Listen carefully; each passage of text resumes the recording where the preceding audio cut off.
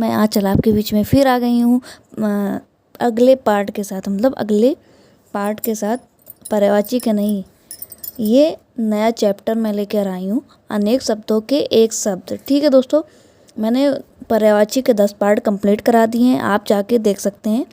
और मैंने विलोम शब्द के भी 10 पार्ट कंप्लीट करा दिए हैं, आप लोग उसको जाइए देखिए, प्लेलिस्ट में पड़े होंगे, उसको नोट डाउन करिए। और ये अगला पार्ट है, इसके भी मैं 10 पार्ट कंप्लीट कराऊंगी। तो ये पहला पार्ट है और ये सिलेबस के अकॉर्डिंग ही मैं चल रही हूँ, जितना सिलेबस में आया। और ये पिछले कई वर्षों से लगातार पूछे गए प्रश्न है, मतलब ये जो मैं करा रही हूँ ये लगातार बार बार एग्जाम में आए हुए हैं। ठीक है दोस्तों, तो बड़े ध्यान से आप लोग नोट डाउन करते हुए, इसको लिखते हुए, रिवीजन करते हुए चलिएगा, क्योंकि अगर आपने इतना ही रिवीजन कर लिया तो आपका एग्ज़ाम ज़रूर प्री क्वालिफाई हो जाएगा, इतना विश्वास है। क्योंकि ये जो प्रश्न आते हैं ये पिछले साल के, जैसे आप क्वेश्चन कभी 2018 में आ गया, कोई 2019 में आ गया, जो बार बार पूछे जाते हैं। कोई यूपीपीसीएस में, यूपीपीएससी, कितने भी जो यूपीपीएससी से रिलेटेड एग्ज़ाम होते हैं उसमें ये प्रश्न लगातार पूछे गए हैं। जितना हमने पर्यायवाची कराया है, जितना हमने विलोम शब्द कराया है, और जो हम आगे कराते जाएंगे वो सब।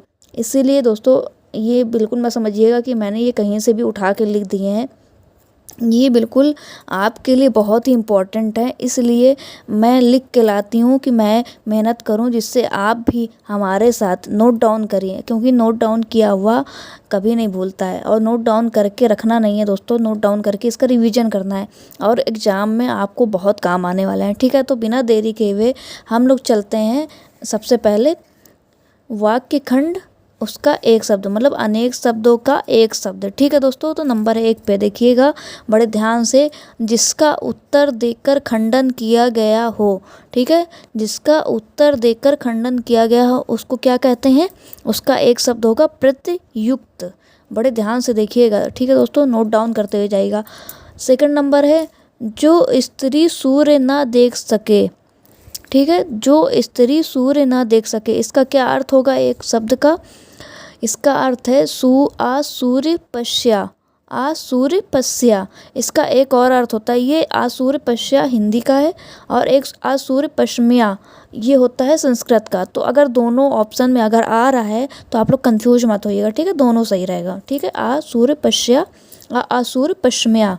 ठीक है, दोनों सही होता है। अब तीसरे नंबर पे चलते हैं, अज का अर्थ नहीं है। ठीक है, अज का क्या अर्थ नहीं होता, मोती, मोती अज का अर्थ नहीं होता है। ठीक है, आगे चलते हैं चौथे नंबर पे, जो कुछ भी नहीं जानता हो, मतलब जो कुछ भी नहीं जानता उसको क्या कहते हैं, अज्ञ कहते हैं। ठीक है दोस्तों, जो कुछ भी नहीं जानता उसके लिए एक शब्द है अज्ञ। पाँचवें नंबर पे चलते हैं, जो सब कुछ जानता हो। ठीक है दोस्तों, जो सब कुछ जानता हो उसके लिए एक शब्द है सर्वज्ञ। ठीक है, नेक्स्ट चलते हैं 6 नंबर पे, जो बहुत थोड़ा जानता हो, जो बहुत थोड़ा जानता हो उसके लिए शब्द है अल्पज्ञ। आप देख सकते हैं ये सेम लग रहा है ना, तो आप लोग देखिए, इसीलिए मैं लाइन से लिख के लाई हूँ कि आप लोग कंफ्यूज मत होइएगा। जो सब कुछ नहीं जानता हो अज्ञ, जो सब कुछ जानता हो सर्वज्ञ, और जो बहुत थोड़ा जानता हो उसके लिए अल्पज्ञ। ये सब इसलिए दिया होता है कि आपको एक पूछ लेगा जो सब कुछ जानता हो, ये तो नहीं, जो बहुत थोड़ा जानता हो उसमें ये सब दे देगा, अज्ञ, अल्पज्ञ, सर्वज्ञ। तो आप कंफ्यूज मत होइएगा, अच्छे से नोट डाउन करिएगा, उसको रिवीजन करिएगा।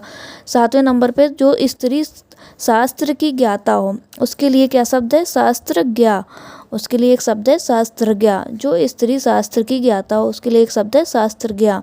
ठीक है, 8वें नंबर पे चलते हैं, जो स्त्री किसी विषय को अच्छी तरह जानती हो उसके लिए एक शब्द है विदुषी।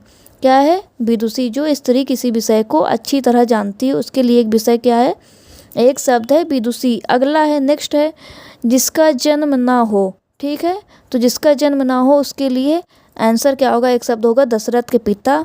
इनका एक विष्णु, ब्रह्मा और शिव। ये सच, अगर 3 ऑप्शन 4 दिए होते हैं तो ये सब तीनों चारों दिए होते हैं, उसमें एक ऐसा दिया होगा जो इसका नहीं अर्थ होगा। ठीक है, तो आप लोग कंफ्यूज मत होइएगा, ये बहुत ही इंपॉर्टेंट है, ये बार बार पूछा गया है। 10वां नंबर है, उत्तर मिलने पर दिया हुआ उत्तर के लिए शब्द क्या होगा, तो क्या होगा, प्रति उत्तर। उत्तर मिलने पर दिया हुआ उत्तर के लिए शब्द प्रति उत्तर होगा। आई होप आप लोग को अच्छा लगा होगा हमारा ये पार्ट 1 आप लोग नोट डाउन करिए, अच्छे से रिवीजन करिए, लिख के प्रैक्टिस करिए, आपको ये एग्ज़ाम में ज़रूर क्वालिफाई कराएंगे। थैंक यू सो मच दोस्तों।